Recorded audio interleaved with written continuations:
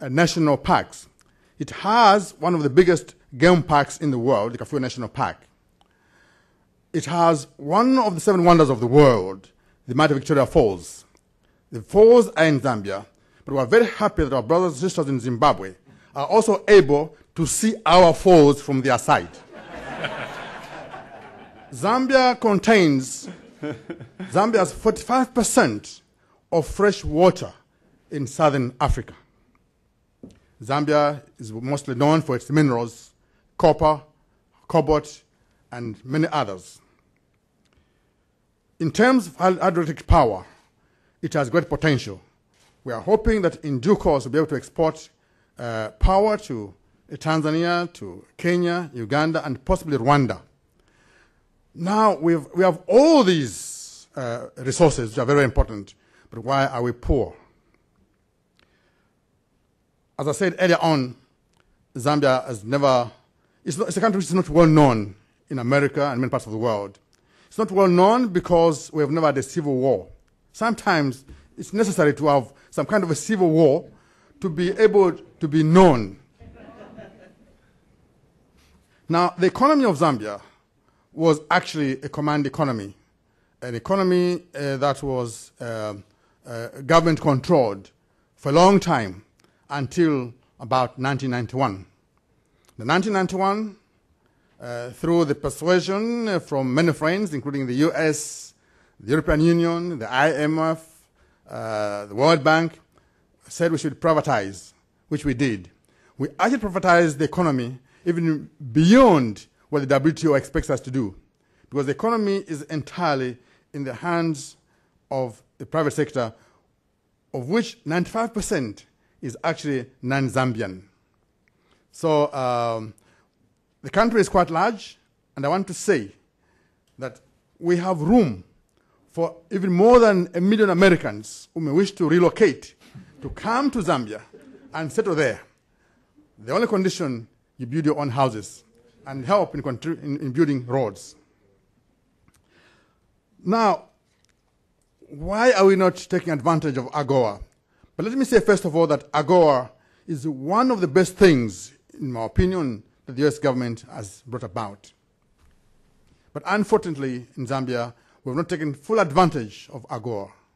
And the reason is because there are a number of constraints. So many constraints. Fortunately, these are constraints which, according to the report I was reading on AGOA, these are constraints which can be overcome. They can be overcome with help from countries like the USA, for instance. One, our transport sector is still very poor. It is poor. The national road network is very, very poor indeed. We have, as I said earlier on, the country is quite vast with only 11 million people. We have people in the remotest parts of the country who like to produce more and more vegetables for export to the US, for instance. But then we have problem of communication. So we need help in that area of road infrastructure. We need help even in terms of upgrading our existing railroad infrastructure. We are pleased that probably very soon our American friends are likely to help us build another railway line which will go towards joining with Angola. We are pleased that the Americans right now are helping us in terms of trade facilitation. This is something which was opposed in 2001 through 2003 in Cancun. We did not understand it. And one of the reasons we gave was we needed more understanding. Now we do understand the importance of trade facilitation, and we're discussing. So as we understand issues, you'll find us very, very accommodating, very ready to negotiate. Trade facilitation is one of the important things that we need to achieve. Zambia is one of the LDCs, one of the poor countries of the world. Now, the LDCs are countries that would like to see the forthcoming Hong Kong Ministerial Council, Ministerial meeting succeed. We cannot afford another Cancun. The success of the forthcoming Meeting in Hong Kong is in our interest, particularly for the poor countries. We have lost already quite some time. Now, we are determined to ensure that this round is a success. The Doha Development Round, we're talking of, like it was Ada said this morning, it's about development. When we talk about development, we're talking about developing countries, especially the least developed countries like my country, Zambia. We do appreciate the help coming from U.S. government and from the U.S. private sector, from many people in the U.S. that we do appreciate. We do hope that this help will actually, in the long run, be crowned with success. You help Zambia build the infrastructure. We believe we'll have the capacity to help many other countries in our region, if not even beyond. The technical assistance which are giving us, already in some areas, is paying some dividends. I was reading again a paper stating that the Zambia right now, in terms of trade facilitation, we have improved in the sense that from about 90% to come down to about, from 90 points to 30 points, whatever that means, means that we are left with very few difficulties, but we need that to continue for some time. The investors, talked about foreign investors, but also encouraging local investors. In Zambia, it's difficult to talk about local investors, really, like in most LDCs. When we talk of investors in Zambia, we're talking about foreign investors. And the incentives are quite good. In some areas, for 5 years, no taxes will be paid. Now, like what was said earlier on by the Honorable Minister Kitui this morning, we have had experience in Zambia where in 1992 some companies were given 5 years tax-free. After 5 years, they moved away. They came back with different name to benefit for another 5 years. So really, they need to be committed to social responsibilities. Chairman, for the LDCs, what are we looking for in the Doha Development Round? For the LDCs in particular, we need market access. We need duty-free and quota-free access. I was very worried when I heard that the U.S. might give us this up to a particular time. But I think for the LDCs, it's agreed generally by everybody that we need duty-free and quota-free access for some time to come until we are strong enough to stand on our own. The WTO is about world trade. And for us to be properly integrated in the world trading system, we need special attention. And we are happy that the US appears to be listening. The EU appears to be listening. The question is, when shall we put into practice? When shall we put into effect what we seem to be agreeing today? That's the question. We'd like to implement what we've agreed, what we think is right. The US government says, yes, for LDCs, it's important to grant them duty-free and quota-free access. The European Union says the same thing. We do hope that will be implemented very soon. The developed, or the advanced developing countries like Brazil, China, and India, and South Africa, unfortunately are saying, most of them are saying that, yes, they would like to grant that to us, provided we agree within what's called GSTP, the general, this is a different program other than WTO. We would like it, if possible, both WTO and GSTP. Now, once we address these constraints, we shall be very, very good partners. I will not be long, but I do hope that you're able to get a few points, and I'll be ready for any questions. Thank you so much.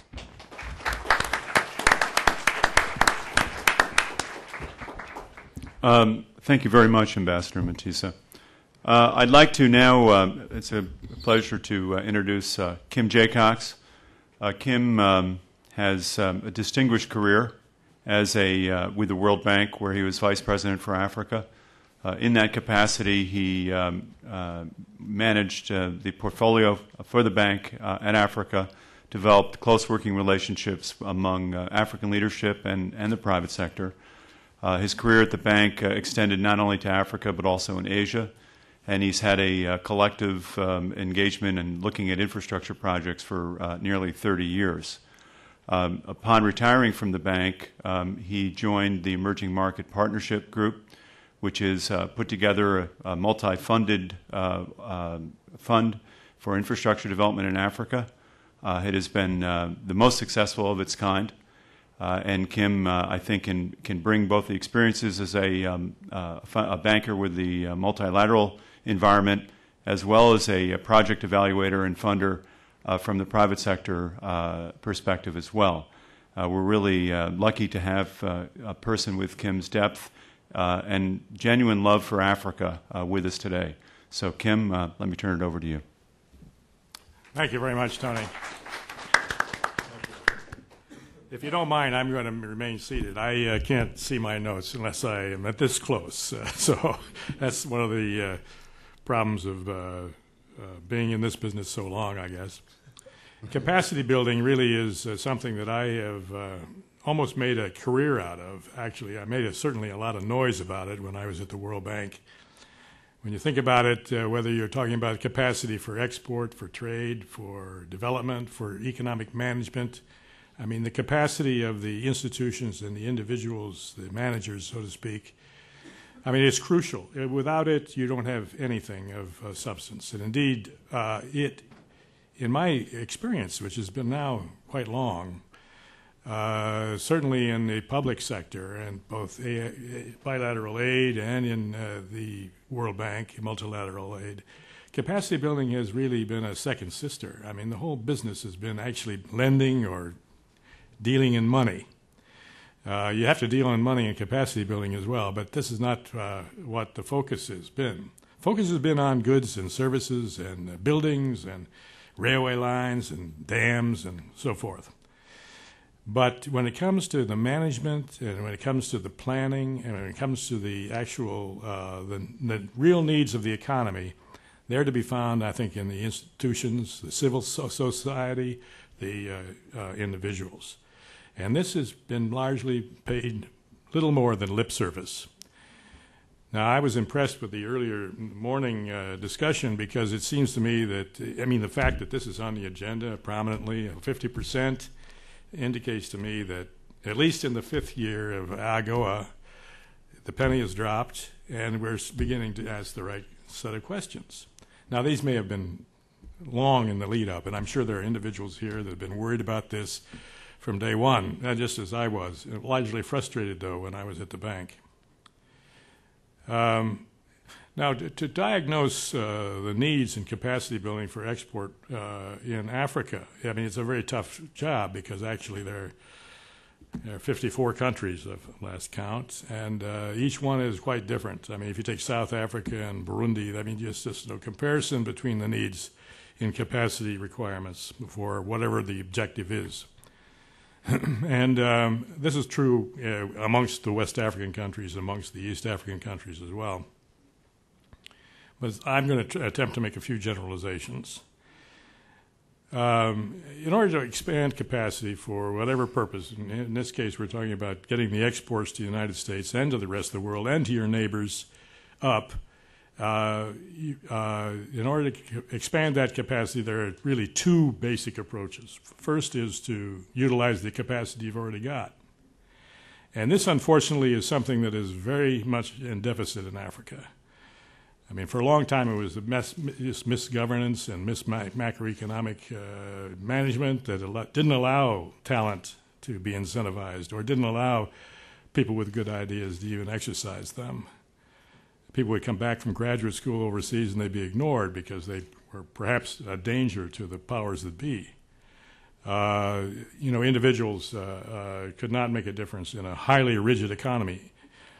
This morning, Minister Katuyi talked about, and indeed, rightfully, I think, complained about the results of structural adjustment. I happen to be involved with very heavily in that. I think one of the reasons that it was so necessary and so difficult was that because there was no capacity in Africa. In fact, that's how they got into the trouble.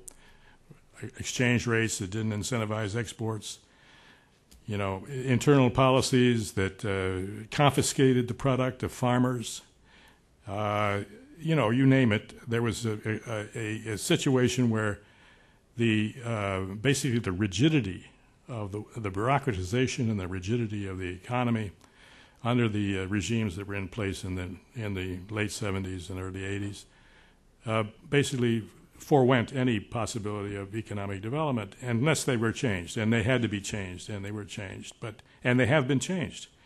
A tremendous amount of progress has been made in freeing up the existing capacity. It still hasn't attracted the largest region of Africa, which is the diaspora. It has not attracted it back to Africa. These people are very talented. They are earning very good salaries in the West or wherever, and they're not going to go home until the situation changes a lot more. So this freeing up and actually exercising existing capacity is a crucial element, I think, in the future for any endeavor. We're going to talk about, I guess, today more about how to develop the new capacity. And I think here, getting the policies right. I know this is an old story. It's certainly one that I used to say all the time when I was at the bank. Getting macroeconomic management. Can you imagine a mismanagement of the exchange rate having any kind of positive impact on AGOA results? No. Can you imagine that if you have negative interest rates, you're going to get productive investment? I mean, where the interest rates are lower than the inflation rate? Can you imagine?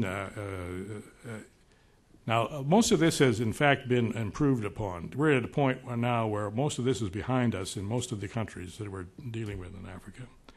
But built into and deep down in the regime of the way the institutional behavior in Africa, the vital institutions that affect economic activity, whether it be the banking system or the customs department or the tax department or the licensing bureau or what have you, there are attitudes and there are rigidities and there are practices which are basically in the nitty-gritty. They're built into the buildings almost that have to be rooted out. Now, these things, I'm very interested. I haven't read the president's or this new report on competitiveness in Africa. That sounds, I must have been on vacation or something, but this report actually is a carry-on and it builds on something that I do know something about, which is the IFC's report, Doing Business in the year 2002, 2003, 2004, 2000. Now we got 2006 came out yesterday. And it ranks 155 developing countries according to the difficulty of doing business. Now, I should have said earlier that the private sector is going to drive all of this export orientation. The governments are no longer producing anything. They're just facilitating or not what the private sector is going to do, is going to drive. So the importance of the ability to do business in Africa is the bottom line crucial. Of the 155 countries, I must say that since 2002 to 2006, since the IFC has been monitoring this matter in all these 155 countries, there have been very substantial improvements in Africa. They've gone diagnostic, they've gotten very specific, and they've developed actionable programs for the remedy of these situations. The problem for Africa is that it's been doing, even though there's been tremendous improvement, rather impressive improvement, other countries have improved even more. And Africa is still way down in the list of ranking toward the ease of doing business. It takes about almost 1,000 days in some African countries to get into business if you're a private sector. It takes something like a similar amount to go bankrupt or get out of business. So, you know, these are not private sector friendly or economy friendly indicators at all. But as I say, there is tremendous progress, but a lot more to do. Now, without improvement on these matters, there's not going to be any real upsurge in domestic investment in export industries or anything else. And without these improvements, there's not going to be any FDI, foreign direct investment in exports or anything else. Now, there has been an upsurge in both due to the improvements, but again, this has not been satisfactory enough, I would submit. Growth rates in Africa, both of exports and growth rates in the economy need to be improved if we're going to have any impact on poverty. Okay, so how do we? What is a good policy for the West under these circumstances? Well, one is to not soft pedal the need for economic improvement, improvement of governance, economic governance. Secondly, I think it is that we need some more encouraging atmosphere for foreign direct investment in Africa, whether it be in exports or in general, in infrastructure, what have you. I'm running a fund. It's now 5 years old. We've committed all the money we were entrusted with, $410 million. We are now harvesting these investments. And when we went into this, it took almost 2 years to raise the money, 2.5 years, as a matter of fact, and it also cost my firm about $2 million to actually raise the money, which is a very high barrier, both in time and money. I mean, people lose patience for these matters. I was committed to it because I had seen what would happen in Africa, big improvements, no money flowing, no private money flowing to speak of. So I felt it was important for me, just as a matter of, fulfillment, if you will, to try to do something about that and follow through. Otherwise, I don't think this would have happened. I really don't think it would even exist today. OPIC has tried to launch how many infrastructure funds in Africa? Well, our firm is probably going to carry this on. I mean, the first one actually to get into that business of a large fund, $350 or whatever $million. This has failed up to now, despite AGOA, despite everything. We have not been able to launch this fund, and one of the problems was that everybody was waiting to see how we performed. I became aware of that when some of my colleagues split off and tried to raise another fund in Africa, and then they had to sort of wait until the old man, actually delivered the goods in order to see whether they were going to be able to get any new investors. Well, I'm very happy to say that we're delivering the goods. Our fund will probably deliver on average a 35 or 34% annual return to our investors. This is after our management fees. Now, nobody's ever done that before in Africa, and it's not because we're so great. It's just because there is no competition. There is absolutely nobody out there, competing with us on deals. So we get to name our price going in, and hopefully the African discount can be done away with by the time we get out. Now, all this performance is just becoming knowledge in the market, so I'm hoping that this performance will, in fact, have its intended impact, which is to open up a flow of private capital to Africa. But actually, we're now raising a second fund. The second fund, we started raising money last May. We are still nowhere near raising the amount of money, even though we have an OPIC offer for a loan guarantee and so forth to leverage the fund, enhance the returns to the private investor. We've got a track record that is really quite stellar. It's like pulling teeth. There still is the image of Africa is that you can't earn money honestly in Africa. That you got to cut some corners on environment or in terms of ethical behavior in order to earn money in Africa.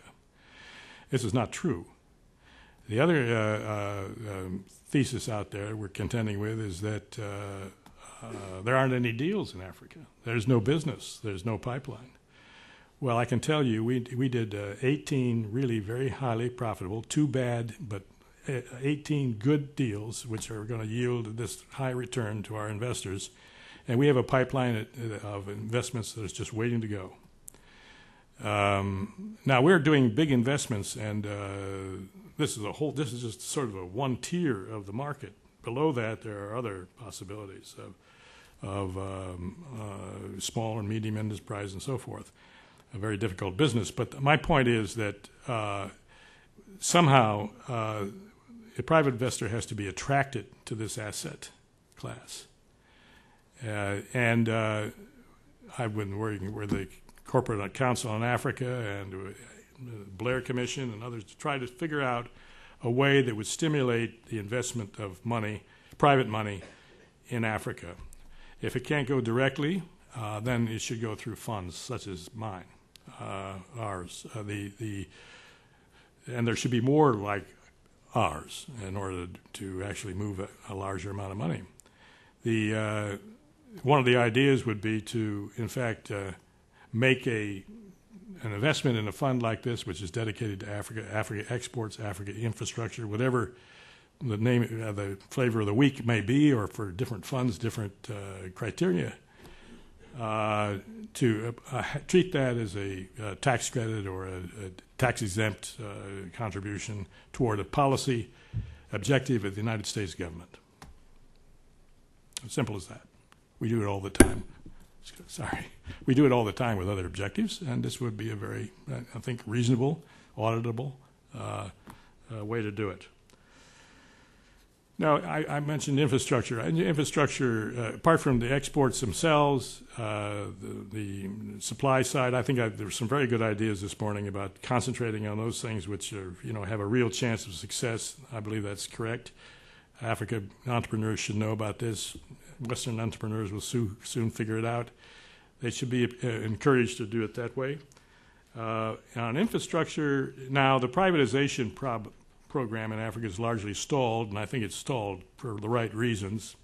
What has been opened up, though, is telecommunications, electricity power production, transportation, anything from airlines to port operations. All of these things are crucial for exports. There should be a major push. Both aid agencies and those infrastructure areas like health and education, I agree completely with that as being a major focus, particularly where there is no return expected other than social return. And that the private sector should concentrate on those revenue-producing entities, whether they be in infrastructure or not. I think that the infrastructure is absolutely crucial. We've invested $387 million in infrastructure in the last 5 years. It's a drop in the bucket, obviously. It says nowhere near solving any problems, really, except for the companies that are involved. Certainly hasn't changed the infrastructure situation in Africa. But this is an area where nobody else is going to do it, in my opinion. I think that the amount of money required is the only buoyant source of money is really available is the private sector. And this one it has got to be mobilized. Let me see what else I can say. I think on the capacity building, the one I really want to end on is the human resource side. I mentioned HIV and or health and education. I think that's crucial. That's long term. It's also holding the line against a downturn or a disastrous result. I think that what is missing in the private sector, there are a lot of things missing in the private sector in Africa. You can bring in foreigners with their managers and technology, money, but that's not the long-term answer. And indeed, you won't ever get to the small and medium-scale enterprise, which should be the backbone of a real export promotion activity. What we need here, I think, is managers, entrepreneurs, and we need some technical people, I suppose. But where is this education? It's just in the last, I think, 4 or 5 years that there's any business school in Africa. And they're very weak. They're the weakest academic wing of the universities in most cases. This is not a popular area. After all, the private sector was almost taboo until about 15 years ago. People couldn't go into there. They couldn't make a living that way. They had to become ministers in order to become, even a middle-class consumer. So this area really requires a lot of help. My view is that I've seen one example which I would like to see replicated and supported.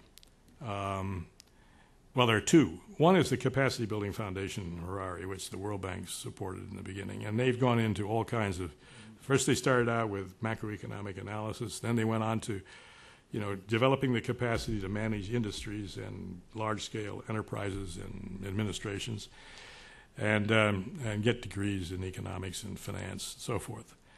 Now I see that that the IFC has developed a thing called the Global Business School Network, GBSN, and it is networked. It's networking all of these fledgling African faculties of business administration and other sources of education for entrepreneurs and the like to the global business school community. I mean, whether it be a European or United States or wherever. I think mostly those two because of the language issues. But the point is that, and the issue is that if you take, for instance, in my firm, more than half the professionals are Africans. They went to Wharton and they went to Columbia and they went to Harvard Business School, and they're not going home. They're not going to go until the situation changes. And there's nothing we can do about that. I'm very happy to see them work on Africa from this perspective at least. But in order to ensure that these business students stay in Africa, I think it's important that they get their degrees in Africa. So the linkages have got to be careful. They've got to make sure that these people are retained in their home environment, at least for a while, I think, until they, or if they, move out of that environment, that would be all right, I suppose, eventually. But the point is we need the impact on the ground in Africa. Well, those are my ideas about capacity building, Tony. Thank you very much, Kim.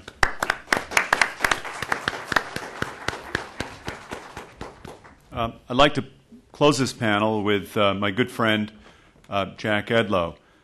Jack brings the savvy of an international investor and businessman with a deep interest and love for Africa, which we all share up here.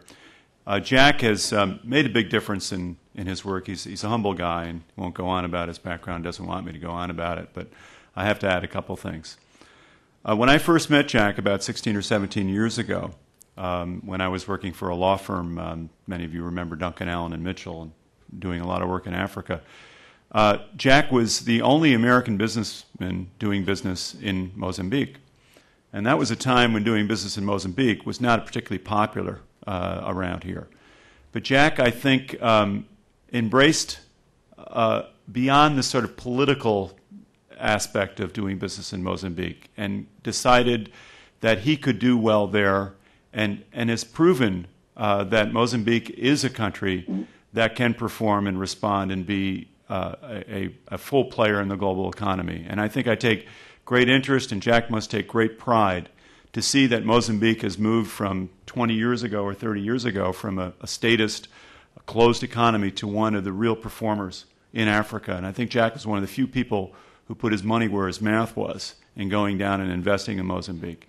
He's continued that through his recent investments in infrastructure and developing the Nacala Corridor project and railroads and understanding that linking infrastructure is going to be critical for Africa's economic performance with or without AGOA.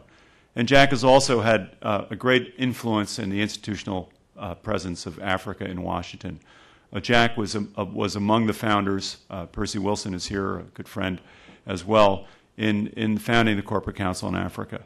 Jack was an original chairman, put a lot of time and energy and really helped make that organization the success that it is today. And this, as a last note, Jack, as the fruit doesn't fall far from the tree, Jack's father, Sam Edlow, is a wonderful gentleman who 30 and 40 and 50 years ago was doing business in Africa where few American companies were. He was competing with French, British, and other influences in the minerals area, which just wasn't really widely done.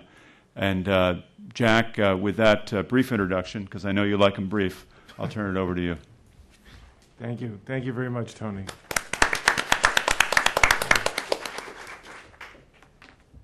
I guess I'm going to try to keep to 10 minutes because I want to have discussion too. So I'm going to try to make really, I think, 2, maybe 3 points for you.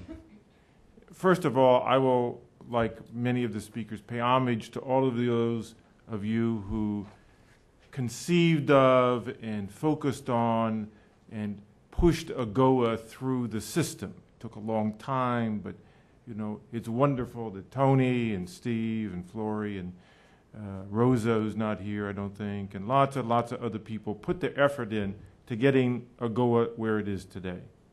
Good start, not enough. Okay? So my comment about AGOA is good start, not enough. I don't come here with a lot of statistics. I didn't come to say, well, the trade is up so much, or this is up so much, or that the, I think somebody said that the textile quota was met by 58% last year or something like that. Where I come from, that's a D in school. So, I mean, good start, but not enough, okay? I actually would rate AGOA probably as a C or a C plus at this point because it's getting moving now. But years are going by and I'm getting older, and we all need to see it move more quickly and build what we need to do because we're so far behind in where we were starting at that point. There's a very peculiar man who lives in Washington that you all probably have seen on television.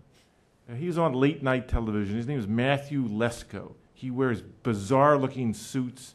He drives a car with question marks all over it, and he sells books.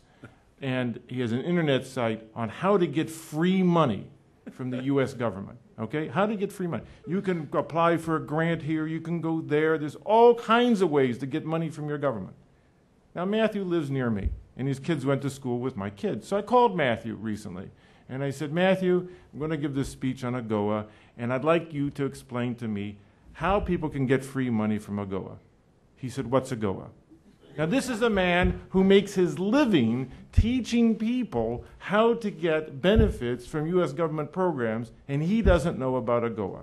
So I'll say to you that I think that it's a great program, but not many people know about it, or not enough people. Everybody in the room here knows about it. We came, and certain business people know about it, and certainly the Taiwanese know about it because they've been using it more than anybody else, it would appear, on the textile side.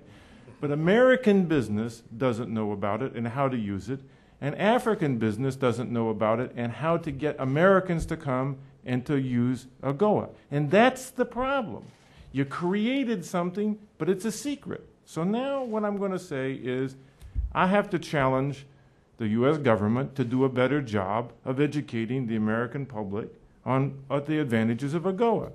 And frankly, even though I'll take credit for being a founder of Corporate Council on Africa, Corporate Council's failed on that too. Because Corporate Council should have been holding sessions all around the country, big towns and little towns, and going out and saying to people, we believe in Africa. Here's a benefit for you. Your companies, whether you build sewing machines or whether you want to buy bananas or whatever it is, you can benefit and get out there. Or maybe what we should do is just get Matthew Lesko to do it, because he's a pretty good guy, see. But in any case, we have to spread the word about AGOA so that people will get out there and use it. AGOA consists of two parts, really, trade and investment. And of course, we've heard about trade opportunities and such. And there are other stories that we can go into. I don't want to take my limited time now to talk about some of the stories, but if you ask me in the question section, I'll tell you about stories on trade. Trade takes two parties. It takes a buyer and a seller, somebody in Africa, somebody outside of Africa, hopefully in the United States, and you have to somehow match these people up and get them together so that they understand the situation. That's yet to be done, in, as I'm aware of, any comprehensive way, and I think that's something that should be focused on. This panel is more involved in investment issues and particularly capacity building. I mean, things that Kim's fund or my limited funds for my partners and I, that we invest in projects. But there are things that need to be done to give the opportunity to move cargoes from Zambia, which is landlocked, out to the oceans. Or Zambia just lost their 2 British Airways weekly cargo flights were just canceled by British Airways. They don't have the airlift capacity now to get their cargoes out. There are problems with things like this. We all want to make a difference. And I think that infrastructure development is something that is absolutely necessary to have in place. cheap energy for African factories and African mines, transport capacity, communications capacity. Communications doing pretty well in most countries except for Zambia. My cell phone here, and Minister Chambesi knows this, so my cell phone works in 90 countries. Works in Mozambique, works in Malawi, works in in Namibia, and South Africa. Don't work in Zambia, see. Minister Chambesi asked me to buy for him a BlackBerry. He was going to pay me, but he asked me to buy one and bring it to him. I said, why do you want it? It won't work. It won't work. Oh, okay. So he's working on that now. It seems to me that we in the United States can help put in place this infrastructure, which will then give some of these tools, these physical tools, which then can be used as the trade goes on. Because you have to promote the trade and you have to try to find ways to create this connectivity, but without the proper infrastructure. So I'm going to propose to you today that the United States government should undertake 2 projects, one of which they've already proposed, so I'm very happy about that, but the Africans haven't accepted. So one I'm going to put onto the Africans and one I'm going to put onto the U.S. And we'll do the one that the U.S. has already talked about and that Percy and I actually have been involved with for some time. President Clinton, when he went on his first trip, proposed something called the Safe African Skies Program, which was meant to be a multi-purpose program, but one of the things it was going to do was create an air traffic control system for Africa. In fact, there is no air traffic control system for most of Africa. You might not want to hear that. South Africa has a system, and parts of Egypt are covered, and I think Mauritius has a system now. But most of Africa doesn't have an air traffic control system, and so fly at your risk, folks. President Clinton proposed that the U.S. should facilitate that, and Percy and I and a group of other people, including Lockheed and others, worked with the Africans to try to get a basis of, I think initially a 20-country cooperation to work together, and it failed because the Africans weren't ready to build their own capacity or have people come in and help them. And to this day, all those years later, nothing's happened. So I would challenge the Africans, and I'm working very closely with President Mwanawasa of Zambia, who wants to lead this issue. I would challenge the Africans to let the Americans work with them to continue this process, to put in place this air traffic control system, which will allow passenger and freight air cargo to move better. But the project that's really even closer to my heart, and which I think the U.S. can and must lead on, is the big dam in DRC called Inga. The Inga energy capacity is so vast that all of Africa can be powered from this immensely inexpensive source of power. South Africa wants some, Nigeria and West Africa would like it. It can even go to Egypt. It just needs a system to be put in place to manage how it's developed, to be certain that this energy is available throughout the continent, that it's not grabbed by one southern country, okay, or one other country, that it is able to move around and that everybody gets access to it. This would create a major benefit to DRC because they could become an exporter of a good commodity, energy. And it would decrease energy dependence on liquid fuels and, of course, firewood also, which is still a problem for Africa. I think the United States can lead in this, like we did in the 60s in Ghana, when we built the Volta River Project, when President Eisenhower started it, but President Kennedy finished it, along with Kaiser Aluminum, invested in the dam in Ghana, which we brought industry and we brought government, and together we did a project that was good for us and good for Africa. Africa needs investment from the United States. Investment. But I will tell you, ladies and gentlemen, the United States needs to invest in Africa.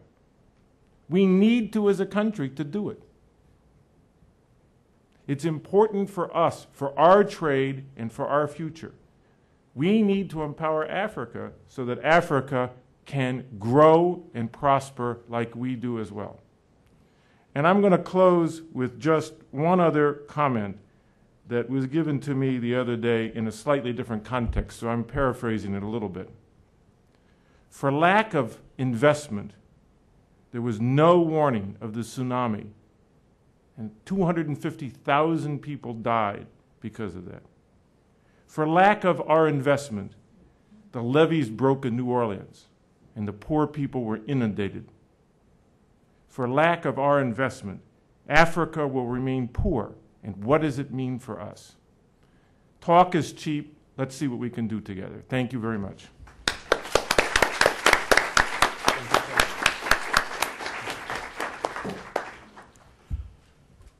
Thanks, Jack. Provocative as always. I would like to throw it open for questions. We have about 15 or 20 minutes or so for questions. And some of the questions that you may not have been able to address this morning, you might now have a second whack at that. But we would like to try to stay on theme here as much as we can in addressing the issues of capacity. So I'd like to raise a... I was at my good friend Dick America. Yes, sir, Professor America from the McDonough School of Business at Georgetown University. Thank you. Just two issues. One on energy. For $10 million, there are new sources of energy in laboratories in the United States and elsewhere that could be brought to commercial reality in the next 24 months or so. Sonofusion being one of them. I'm not sure that mega projects are the way to go anymore, but that's still an open question. On business schools, the McDonough School at Georgetown has an African Business School initiative. We've worked some with the IFC. We have visited 30 business schools all over Africa. We are helping them get accredited or move towards accreditation. New buildings, computer labs, libraries, faculty, research, monies, everything else they need to meet the requirement that you correctly identified, which is a deep pool of managers. Business schools will be a key driving factor in Africa's success. So if you have contacts in foundations or elsewhere who want to help Africa and are looking for ideas, invest in business schools. Kim, do you want to talk a little bit about looking at scale in infrastructure development? I think, perhaps departing from what had been a typical sort of approach. Yeah, actually we don't invest in projects, so I mean the scale is an important issue in Africa, not so much at the project level, but at the company level. Let me just explain how this works. Almost everything we've done is invest in African companies that are multinational. The last thing an investor like our fund would want to do is get stuck with an isolated asset, a power plant that had come to a capacity and was now operating like a financial bond. I mean, that's the limit. There's no way you can expand that, or it hits capacity. But a company that is moving across the scene in Africa, acquiring more and more generators, let's say, becomes an asset that is going to be very big eventually. It will attract a lot of attention. You'll be able to list that company in some stock market someplace, either in Africa or probably outside of Africa. We've already listed several outside of Africa. And that's the way we get out, and that's how the investor makes money. The actual technology, I think, is a fast-moving scene. I agree with you very much. I mean, when sort of the smallest investment we make is around $10 million, but I mean that does not dictate the technology. I mean, it would depend on the size of the company more than on the size of the machine or the asset you were going to actually utilize to generate or to transport or whatever. Does that answer your question? Yeah, thanks. In the back, John, and then I'll come down this row here to the gentleman. Can I ask you to be slightly schizophrenic, or at least play your present role and your past role? It's always struck me in Africa the lack of big-scale infrastructure. I'm sorry, I didn't realize that. I thought my voice carried. The road across Africa. double tracking the railways down out of the Sahel to the ports, assuming the ports haven't disappeared, as I assume they have in Abidjan. The ambassador from, the minister from Kenya mentioned this morning the cotton produced in the northwest corner of Tanzania, which has got to go down to Dar to get out and back up into Kenya to manufacture. Now, if you look at it from your previous role in the bank, and you look at it now as an entrepreneur, isn't there a huge role for the public sector to play, international public sector, in providing that kind of basic infrastructure? We all know the problems of building roads in the past, and they don't get maintained and so on and so forth. But my guess is, just like the railways in the U.S. or the Erie Canal, that if you built the right set of infrastructure in Africa, you would have a huge impact on economic activity and therefore open up opportunities for the private investor, which are immense. Yeah, well, I would agree with that. I think that there is a role for government, certainly in public-private partnerships. There are all kinds of new ways of doing business, but the public still has a tremendous role in infrastructure. Clearly, roads. I mean, I don't think a toll road has any traffic in Africa, so it's not a financially viable thing. It's a very important economically. The right size road to go into the right directions and the right alignment, that would be a very important asset. And indeed, almost all the roads built in Africa are being built by the public sector. And that's very appropriate. I think the double tracking the railway line, that really depends on whether the railway company thinks it's a good idea to do that, financially viable. If it's not financially viable, then some kind of government agency is going to have to, if the government may own the railway in this case, which things get confused. But the point is that those two are two separatable issues, one financial viability and the other economic importance or long-term economic impact. Trouble with Africa is that you don't, when you build an asset, you generate traffic. It's not that traffic doesn't exist in advance. I was involved with the appraisal of the Great East Road, the Great North Road in Zambia. There was no traffic on those roads when I was looking at them. They were gravel, dirt roads, and now they're paved, and there's a tremendous amount of traffic. In fact, so much that they've had to be repaved and repaved and repaved since those days. So we know that these are good investments. You know, there's no question about it. It's just that I think that you have to separate the role of the private sector from the public.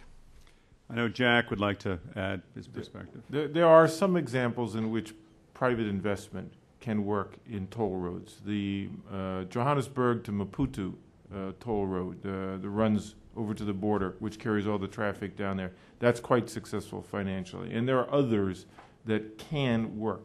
Generally, though, Kim's right, there's not enough traffic. Rail privatization is taking place.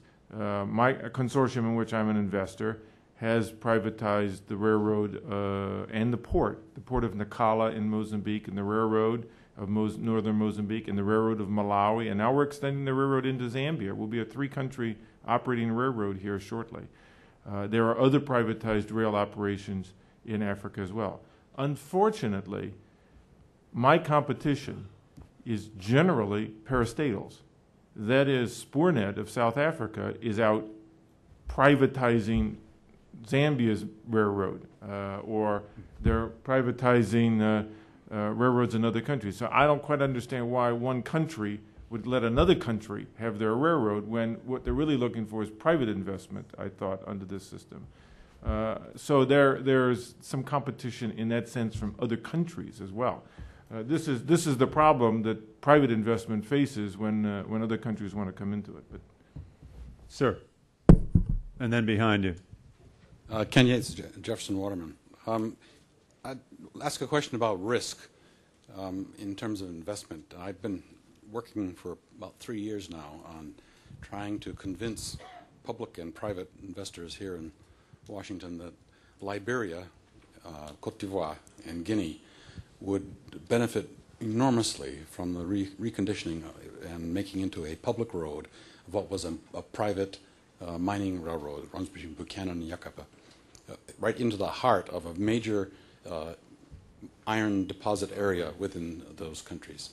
But nobody, no matter how well they agree with the need and the potential for profit and the possibilities that would generate, is willing to risk getting committed to a society that is on its back.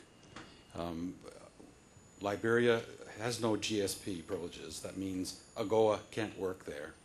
OPIC will not touch it. Government agencies, World Bank, will not move until, as they put it, stability is restored. But what they need in Africa and in Liberia are jobs. They've got to get to work. The guys that were shooting at each other very shortly ago need jobs to get back into a place where they can make enough to sustain themselves. And that's not happening. Yet we put conditions on the progress that says first you maintain stability, first you get the UN to put things down, build your economy, get rid of corruption, emerge from a state of being flat on your back into something of a success, and then we'll talk about the possibility of doing a railroad. Isn't that backwards? Where can we get help to put this in the right order? First, you get the work that provides the jobs, which then leads to the ability to go to school, which we want to put in a mining school up there at Yacupa also. New Mexico Tech is willing to do it. We've got American companies here who are willing to invest in the building, for example, of a concrete tie manufacturing process in West Africa. They won't go because there'll be no OPIC insurance. So where do we start the bureaucracy off? Kick them to get them started to provide the wherewithal so American industry can put its skills and talents to work. There are some people who will undertake that investment. Crazy people like me, and you, and you. I worked in Mozambique all during their war. I worked from '84 through to the conclusion of their war in a managed risk sort of way, in which we worked within a small area that was on a mining project, and we had sufficient security that we could continue our work. Now, I'm well familiar with the railroad you're talking about. You know, you and I have discussed this on many occasions. That, too, can be managed in a focused way as a corridor project involving all three countries, or at least the two, Guinea and Liberia, which are the two key ones as far as the mining project goes.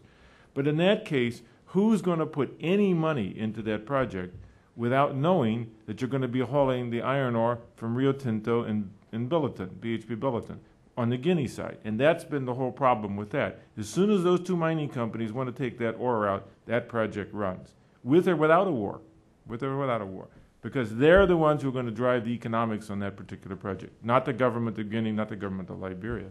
And the risk will be mitigated as the ore needs to move. That's my view. So you can deal with the risk when you have the proper reward. I'd like to give Flory an opportunity to chime in here, but I mean, we are looking at in a very short term, even looking at the press yesterday, of an election in Liberia. If that goes successfully, I think there will be more assurance that there's some longer term prospects in Liberia. Guinea is perhaps a tougher call. The health of Lansana Conte, the post-Conte environment is still very much in doubt, and I think the circumscribing political environment will certainly have something to do with that.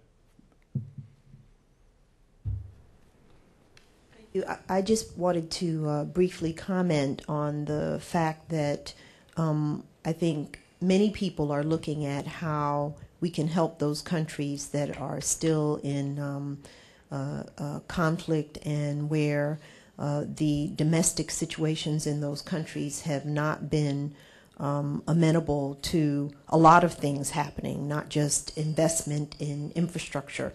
And I just wanted to say that I think that the approach that we've taken in partnership with the African countries, working with NAPAD, who has also set certain standards and goals for governance and managing of conflict and so forth, as well as for the U.S. MCC and even AGOA, which has eligibility criteria that really are aimed at getting the Africans to move themselves in a direction that will establish enabling environments that will attract the kind of investment that they need, not only in physical infrastructure, but in the human infrastructure as well, health, education, etc.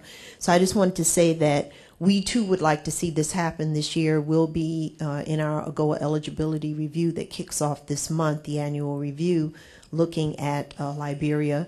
We'll be going back and looking at Cote d'Ivoire, which unfortunately last year we had to remove their AGOA eligibility. So again, we're hoping that this is a process that encourages the governments there to actually do what is needed to attract the investment and build their economies in the way that we know they would like to as well. Just as a add on to that point, I'm going to be attending a dinner tonight with 7, I believe, heads of state who are from the Millennium Challenge account countries, those countries that have met the first tranche, if you would, of eligibility for the Millennium Challenge account. And I do think that there's a new way of looking at how we fund these projects, which is emerging. And MCC is, I think, just one aspect of how we're taking a different look. I think in certain instances a very helpful look at how we can approach economic growth and projects tied there too. Other questions? Yes, my good friend Bill Christ. Yeah, I wanted to follow up on a comment that Kim made about how it takes 1,000 days in some countries to get permission for an investment, and similarly in a lot of countries it takes a long process to get permission to export. What do you see as the big barriers to changing that? What needs to be done, for example, to be able to export out of a Sierra Leone in a day or a morning instead of a 12-step process where you've got to come into Freetown? Well, it's a tough one, I can tell you. I can remember when I was the vice president of the bank working on Africa, there was a lot of interest in roads that went across borders, and they all seemed to make sense on somebody's radar screen. Except if you went to those places, you'd see that the traffic was backed up for maybe 2 weeks. And you could improve this road to a 6-lane carriageway with no traffic, and it still would be a complete barrier to what these roads are supposed to do. And every truck there had to have everything taken out of it and had to looked at, and probably half of it put back or 3/4 of it put back, and the rest of it disappears forever in the sand of that particular border. Now, this is a very, very difficult situation because it requires a lot of management, a lot of supervision, a lot of jawboning. The government has to be really on top of the situation. I had a rule that if you couldn't go through the border in 45 minutes, don't bother coming to ask the World Bank to pave it. That was the rule. And I had very, very few people take me up on that challenge. But that's what, was, of course, that it was a rule that was not quite that rigid. We actually did look at a lot of roads. But the point was that this is administrative. This is something that people have been trained for years to do it this way. There are a lot of incentives for them to do it that way too, including their own personal incentives. So it's a very difficult problem. It's a governance issue, and as such, it's very intractable. Howard, did you want to say something now, or just? Let me do that when I make. Okay. Other questions? Yes, Mimi Alamayu. I don't know everybody in the room, but I know most of them. Being around long enough helps, right? Yes, I have a quick question for Ambassador Matessa. I understand your Minister of Trade is heading up the LDC countries and negotiations in the WTO, and I was wondering if you are pushing for an AGOA waiver at WTO and how Zambia's position is. Well, thank you for the question. Well, we treat AGOA separately. That's the wish, I think, of the American government. But when WTO is the global, it's for all the countries in the world. But AGOA is between the U.S. and ourselves as Africa. Let me take advantage to talk about the question that was asked regarding the delay in doing business. It's actually very true that we have such problems. That's one of the things we're discussing in WTO, and the U.S. government is helping us in Zambia to facilitate trade, because we do realize that delays actually are not good for the country at all. So there's so much paperwork. In these days of technology, we need just to press a button, everything should be out there. In Zambia, for instance, for to set up a company, you fill in the forms, and then you leave the name of the company with the people with the registrar. It could take some days for him to check if such a name already exists. When you go back, you tell you such a name does exist already, so you have to look for another name. But with the computers, just press a button, find it's not there at all. So shouldn't take more than 20 minutes to set up a company. Hopefully we're moving in that direction with the help from the U.S. government and the others. Thank you. Yes, and then you, and I think I'm going to turn it over to Howard to close. My name is Shala Zainajmi. I'm from the U.S. Department of Commerce. My question had to do with something that was brought up in the earlier panel regarding diversification and in your talk about capacity building. My understanding is that Zambia has been moving towards production of ARVs, antiretroviral drugs, through its own local pharmaceutical companies having generics made instead of importing from India, and other countries such as Uganda are moving in that direction as well. However, this requires a lot of technology transfer, capacity building, and of course foreign investment. Can you comment on what is being done on that end and how much the pharmaceutical industries are being pushed in Zambia and other countries? Thank you for the question. On the issue of manufacturing ARVs, it's true that some progress has been made, but we're still waiting for the WHO to come in and approve what we are doing. WHO includes the US as well. So we're waiting for them to come and say, this is fine, now we can start distributing drugs. For now, we cannot do that until we get approval from WHO, which includes the USA. Thank you. And the last question, right there in the white shawl. Hi, my name is Vanessa from the German Marshall Fund, and I'm wondering if any of you can comment, because it seems that much of this discussion has been on the very important issues of trade facilitation and infrastructure, as well as deepening managerial capacity. But I'm wondering if any of you can comment on what are some types of capacity building efforts that can be done to help small and medium enterprises in particular who are on the ground in these countries now and really need to start building up their competitiveness now despite these very difficult contexts to help them get off and running. And I mean, most of the time I think we see niche markets being pointed to, fair trade, handicrafts, and foods. Is that kind of the only option, or can we scale that up a bit? Some comments there.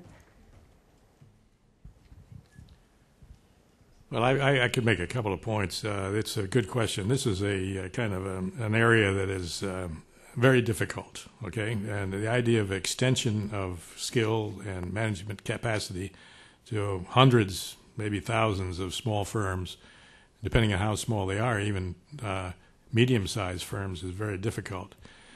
First of all, the amount of expertise required to do that is so diverse, so many different products, so many different situations, that it can usually confined to bookkeeping and meeting the requirements of the law and that kind of thing.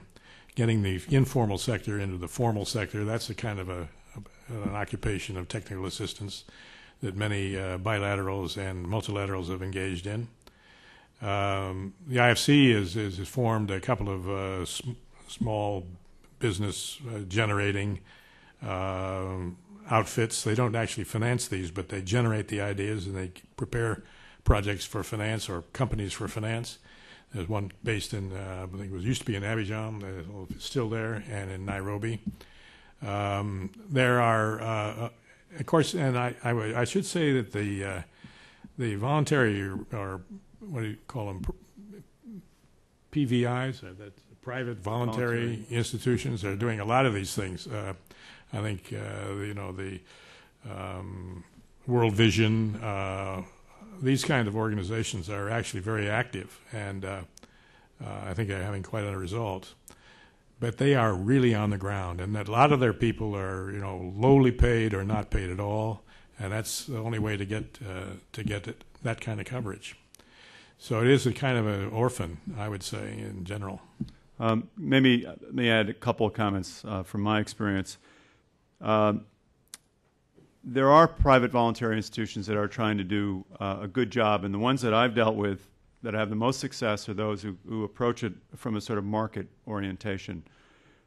During the transition from apartheid to the new South Africa, American Express and IBM put together a fund, which I was involved with, to fund technical training for small businesses, men and women, in South Africa to support the tourism industry. because one of the things that was quite clear to all of us who knew South Africa well is that once South Africa opened up, the tourism sector was just going to explode. And yet the service levels in South Africa prior to the end of apartheid, and they're still probably lower than they ought to be, were woefully low. American Express said, look, if we're going to be doing business in South Africa and we're going to be facilitating transactions, we're going to be a lot better served if we can get people who can do these transactions on a timely and an efficient and reliable basis. So they, with a marvelous guy by the name of Jack Sabater, who was the head of foundations for IBM, went into South Africa and set up this Reach and Teach Foundation, which established a distance learning platform, which went in to really work at small business and also companies that would be supporting the travel and tourism industry. And I can't certainly think that South Africa's tourism industry is solely that is responsible for the turnaround, but I think that it certainly has helped integrate a whole different cadre of service providers in South Africa to great success. So I think that the idea of this is important. And then to what extent you look at this trade hub concept that has been established by USAID. The idea, and I've worked with trying to identify for the World Bank export-ready firms in Nigeria, in places like Aba, where you have a large concentration of leather workers, and getting them technical assistance so they can how they can find ways to work together to be able to meet both the standard quality and the minimum size order requirements of a U.S. importer are very important.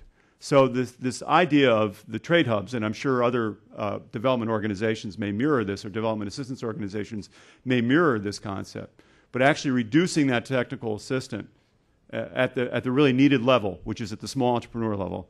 And then lastly, and this is something that Kim was involved with long ago, called the Regional Project for Enterprise Development at the World Bank, which I had the opportunity to work with, and Tyler Biggs, of course, later distinguished himself in writing many things on this topic, is that if you can unlock the enabling business environment in many of these African countries, these small businesses will begin to thrive. I think the idea that we talked about in licensing, many companies are kept small for a variety of legal and discriminatory purposes. But as the African economies and as the regulatory environments improve, you're going to find a lot more upward mobility in business development and entrepreneurship. And so therefore, I think you need to look at concentrating on the enabling environment as well as providing it with technical assistance is going to be a part of what is probably a very complicated and probably fairly long-term solution. Can I make one comment on that as well? The railroad we operate, we expected it to be mostly import-export traffic. But we're finding that there's a huge amount of development now for traffic along the lines, particularly people who want to bring their agricultural goods to market. So we're providing passenger service all the time, so in the morning so that they can go into the market, and in the evening so that they can go home to their villages. So I think that I don't want to disassociate the large investment with helping the small and medium, because I think they have to have the infrastructure in order to do what they need to do to move around. So I think it's the same. Thank you very much. Howard, I'd like to bring you up to close the panel. And let me, before Howard adds, my own personal thanks to each of you for your wonderful presentations and your timely presentations. So we're fortunately right on time for lunch. Howard likes that, and I can catch my train.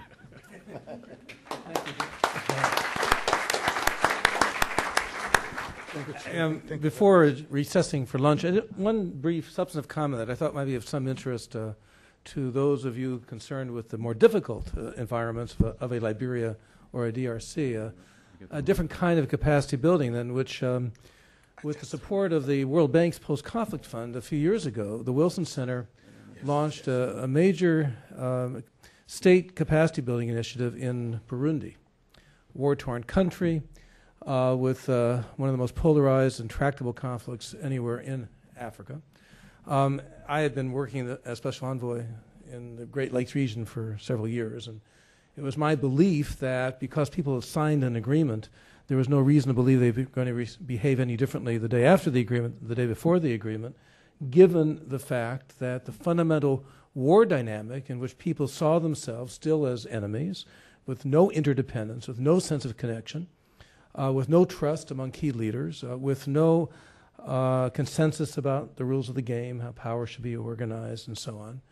and without even the ability to communicate effectively with one another, because in war people scream a lot at each other, but they've lost the ability to even to listen well. It seemed to me that we ought to try a different kind of peace-building process, which was designed to take the kinds of trainers that corporate managers have used for years, taking dysfunctional organizations where you want to make it effective, cohesive, build a sense of teamwork within the enterprise. We've taken those kinds of trainers now and we've put them to work in the task of state building in Burundi. It's been hugely successful, so much so the Burundians have come to own this notion of building capacity as the key to governance. We've been asked by the Burundians, we're now involved in training up the high command of both the army and of the police, the top 100 officers of each, to build cohesive new national structures. The new president, who will be speaking here at the center next week on the 20th, has asked that we mount a collaborative decision-making workshop for the entire new government, the cabinet, the office of the president, and that of the two vice presidents, which we're doing at the end of September. The success of that project has now led to requests by the international community, State Department, United Nations, a number of different actors, that we launch the same kind of initiative, adapted to a very different set of realities, in the DRC. And we got back from Liberia, at the request of the State Department of the United Nations. We've been asked also to extend this kind of process, this effort at reconstructing a state, a failed state, to Liberia. So those are going to be difficult environments, but I'm really encouraged by the extent to which not only Africans themselves, but also some international institutions and the State Department and other entities have not looked at that dimension of state building. They've looked at it much more in a specifically technical fashion without taking a larger look at how do you access leaders and change the mindsets that accompany war and conflict inevitably. Unless you can change those mindsets, I'm afraid that I don't see how you can make peace sustainable or create the conditions for sustained economic development. So I just thought it was kind of interesting enterprise. I'd love to talk to those of you who are involved in either Liberia or the DRC, because there may be points at which there might be some useful interaction down the road. With that, I want to just join with Tony in extending my appreciation to all of the panelists. That was a fascinating discussion today, and to all of you for joining into it. We'll make up for the absence of coffee during the coffee break now by turning to lunch and to our very distinguished speaker, the Vice President for Africa for the World Bank, Gobani Nankani. I probably really butchered that name. Goban Nankani. I'm sorry. We'll straighten you out. I didn't. Someone commented about the distance between glasses and the paper, and I had that experience just now. So please, the dining room has been set aside for the conference. Please just move right into the dining room. Thank you very much. I got to go to the car next week, but I'll call you when I get back. I'd like to talk to you about the fundraising mission. Okay. Fund 2. Fund 2, yeah. See if we can work together on that. Oh, that's good. Thanks. Thanks, Howard. Okay, thank you. Thank you very much. Nice meeting you. I don't think I got your card. I 2 o'clock. I've run out of cards, but I'd like to get in touch with you in due course. There you go. Yes, thank you so much. Thank you. I spent a lot of time in Zambia over the years. Okay. When Started was that? when was that? Oh, in the early 60s. Long time ago. We'd like to go back again. Oh, I go back again. Oh, good. We've invested in Zambia. Thank you so much. So many things have changed. We had a problem of corruption, I think.